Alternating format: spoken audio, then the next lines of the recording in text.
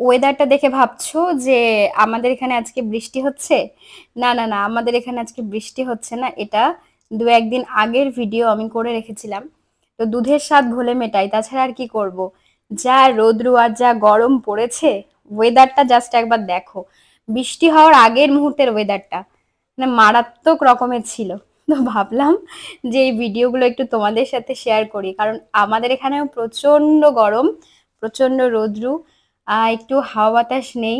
মানুষ একদম শেষ হয়ে যাচ্ছে গরমে, এরকম একটা ব্যাপার। তো সেই ওয়েদারটা আর কি তোমাদের সামনে একটু তুলে ধরলাম যে কি স্বচ্ছ একটা ওয়েদার দেখো। জাস্ট বৃষ্টি হওয়ার একটু আগের মুহূর্তের, আর কিছুক্ষণের মধ্যেই বৃষ্টি চলে আসবে। তো ভাবলাম যে এই ধরনের একটা ভিডিও তোমাদের সাথে একটু শেয়ার করি, আর তোমাদের একটু স্বস্তি দিই। বলো দেখে কেমন লাগছে? এই গরমের দিনে এত সুন্দর একটা ওয়েদার দেখে মনটা ভালো হয়ে যাচ্ছে না? তো যাই হোক, এই যে দেখো বৃষ্টি, বৃষ্টি হওয়ার আগের মুহূর্তের ভিডিওটা দিলাম। আর এই যে বৃষ্টি শুরু হলো, ২-১ দিন আগের ভিডিও। আম, গত মঙ্গলবারের ভিডিও ছিল এটা। তো সকাল থেকে এরকম একটা ওয়েদার ছিল।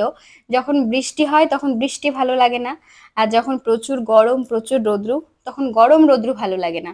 তখন মনে হয় যে বৃষ্টিটাই বোধহয় ভালো ছিল, আগের ওয়েদারটাই ভালো ছিল। এরকম হয় কিনা বলো?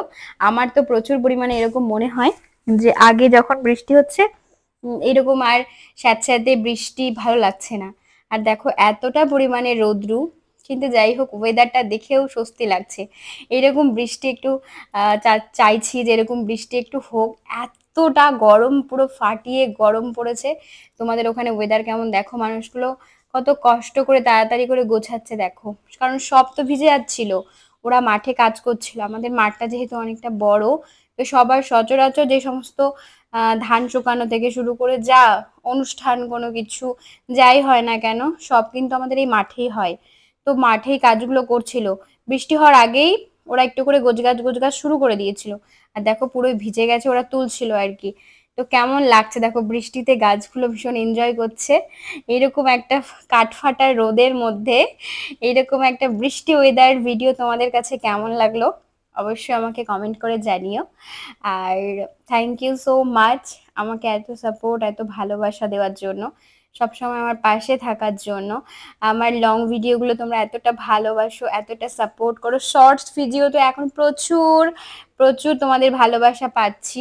জাস্ট মানে আমি ভাবতেও পারিনি যে এত ভালোবাসা তোমাদের থেকে পাবো। থ্যাংক ইউ পুরো ভিডিওটা দেখে। তারপরে অবশ্যই একটা কমেন্ট করো।